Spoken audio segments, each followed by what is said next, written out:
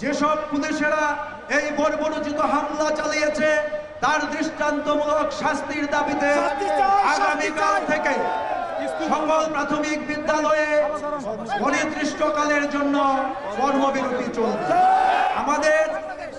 আমরা যে অবস্থান কর্মসূচি আমরা এখানে রাত্রি যাপন করব এবং আমরা আগামীকাল থেকে সারা বাংলাদেশের সকল প্রাথমিক বিদ্যালয়ে আমাদের যে এই বাস্তবায়ন পরিষদের অন্যতম একজন আহ্বায়ক মাহবুবুর রহমান চঞ্চল সহ 5 জনকে পুলিশ গ্রেফতার করেছে, শাহবাগ থানায় নিয়ে গিয়েছে। তাদেরকে অবিলম্বে মুক্তি প্রদান করতে হবে, নিঃশর্তভাবে আজ রাত 8টার মধ্যে মুক্তি। তার মুক্তির দাবিতে এবং আমাদের প্রায় 2 শতাধিক শিক্ষকের উপর যে বর্বরোচিত হামলা চালিয়েছে তার প্রতিবাদে আমাদের আরেকজন আহ্বায়ক খায়রুন নাহার লিপি, তার পেটে গুলি লেগেছে, সেও গুরুতর অসুস্থ অবস্থায় সে হসপিটালে আছে। কাজেই এই যে আমাদের নিরীহ শিক্ষকদের শান্তিপূর্ণ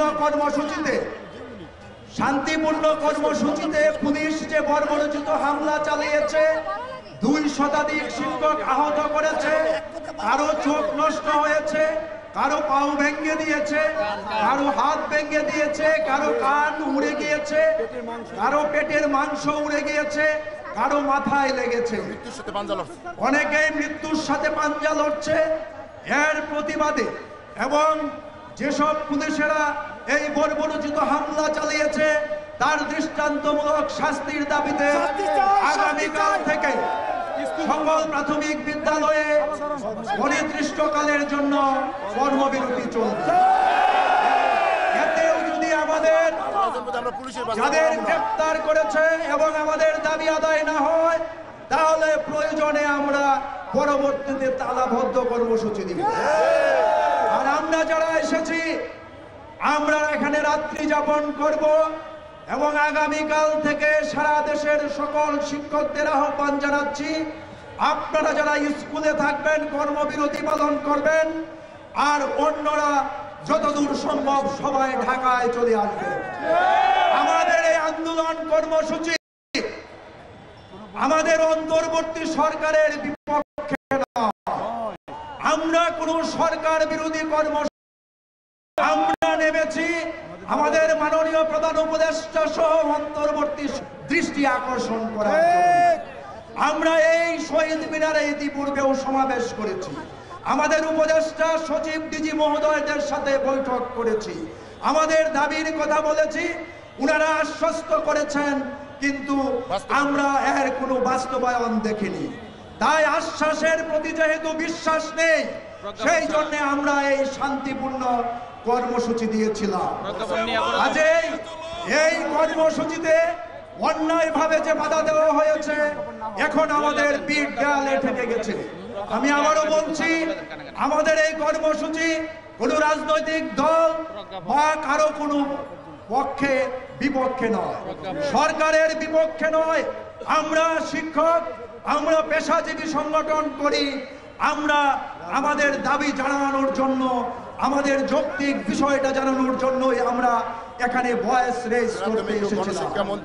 এবং এখানে কেউ ভিন্নভাবে, এখানে আমরা যারা আছি, আপনারা যারা প্রিয় শিক্ষকরা আছেন জানেন, বিভিন্ন পর্যায়ে আমরা শিক্ষকরা যদিও পেশাজীবী সংগঠন বিগত সময়ে নির্যাতিত হয়েছে। বিগত সময়ে ওই সেই আওয়ামী ফ্যাসিস্টদের চেয়ারম্যান, এমপি, মন্ত্রী সহ তারা তাদের পেটে রাজনৈতিক দলের পেটে আমাকে বিএনপির ট্যাগ লাগিয়েছে, আমার বাবাকে ট্যাগ লাগিয়েছে। আমরা কিছু বলিনি, কারণ আমরা সরকারি চাকরি করি, আমরা পেশাজীবী সংগঠন করি, আমাদের কোনো রাজনৈতিক দল নেই। তারপরেও বিগত সময়ে আমাদেরকে এই ধরনের ট্যাগ লাগিয়েছে। আমরা এখানে এসেছি কোনো রাজনৈতিক এজেন্ডা বাস্তবায়ন করার জন্য নয়, আমরা এখানে এসেছি শিক্ষকদের অধিকার এবং দাবি আদায়ের জন্য, ন্যায্য অধিকার আদায়ের জন্য সরকারের দৃষ্টি আকর্ষণ করার জন্য আমরা এই ইলেকট্রনিক এবং প্রিন্ট মিডিয়ার মাধ্যমে দৃঢ়ভাবে জানাতে চাই এবং দুঃখের সাথে বলছি, আজকে 5ই আগস্টের পর যে শিক্ষকদের কাছে শিক্ষা লাভ করে আজকে আপনারা উপদেষ্টা হয়েছেন, আপনারা সচিব হয়েছেন, আজকে কেন শান্তিপূর্ণ একটা কর্মসূচি, আবারও বলছি, পুলিশের কোনো ব্যারিকেড আমার কোনো শিক্ষক ভাঙতে চায় নাই। আমি নিজে সেখানে সবার সামনে উপস্থিত ছিলাম, সেখানে আমি বক্তব্য দিয়েছি। আমার নেতৃবৃন্দ কথা বলে যখন আমরা চলে আসব, তখন পিছন দিক থেকে উপর্যুপরি শত শত গ্রেনেড হামলা করা হয়েছে। এর তীব্র নিন্দা ও প্রতিবাদ জানাচ্ছি। এই বর্বরোচিত হামলার প্রতিবাদ জানানোর ভাষা নেই। কাজেই কেন লাঠিচার্জ করবে শিক্ষকদের গায়ে?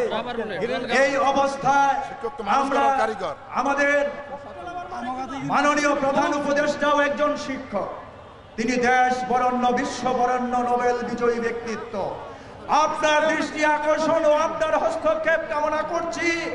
শিক্ষকের উপর আজকে 5ই আগস্টের পর কেন হামলা হয়?